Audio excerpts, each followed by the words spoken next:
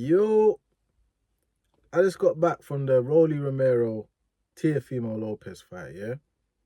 You see this one? I was gonna do a little preview for the fight, but I bottled it because I couldn't call it. I honestly couldn't call this fight. If I was forced to bet my house on one of them, I probably would have bet my house on Rolly. So I would have lost my house because obviously Teo won.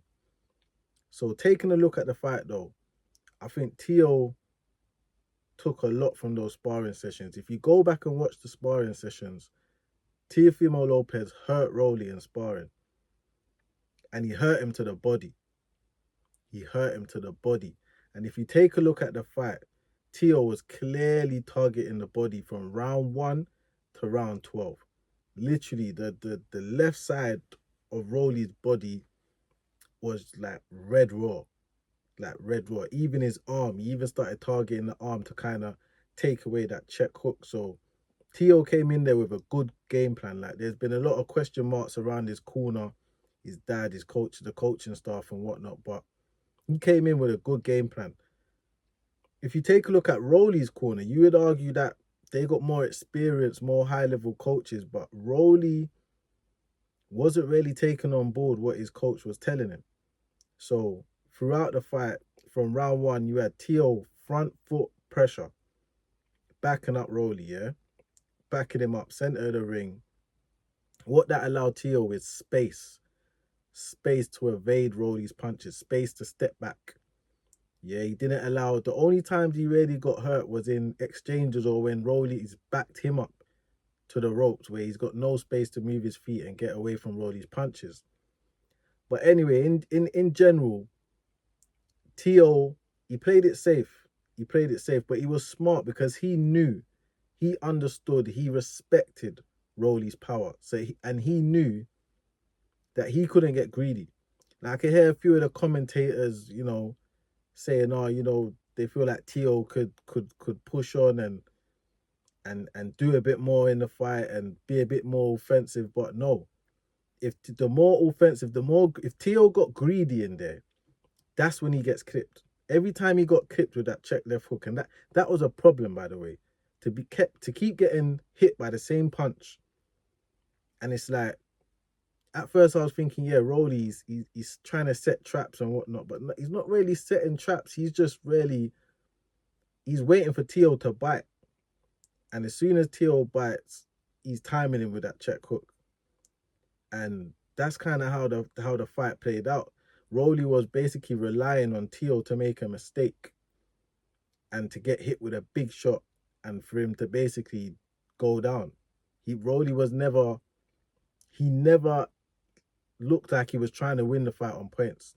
He was clearly waiting for a Teo mistake, waiting to capitalize, waiting to knock him out with a big punch or hurt him, severely hurt him.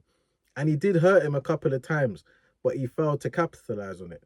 And he failed to capitalize on it because by the time he did hurt Teo, he's already took a lot of damage to his body.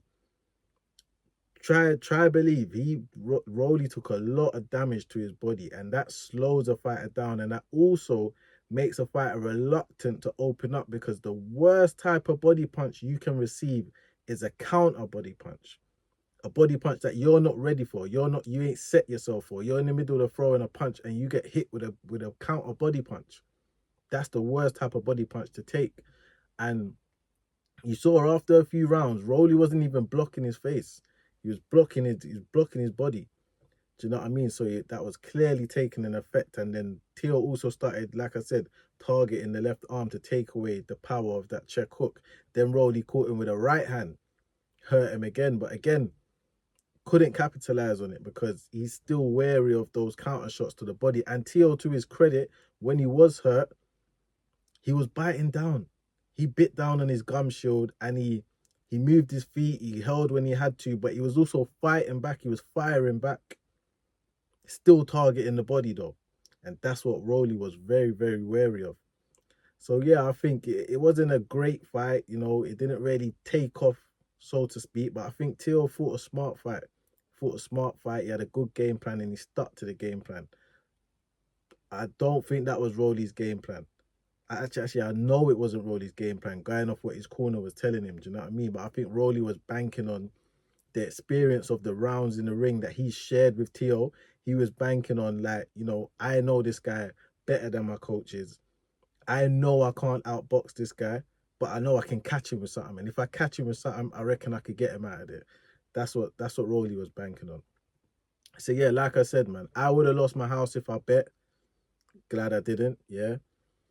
Congrats to Teo. Let's see where he goes from this. Free weight world champ now.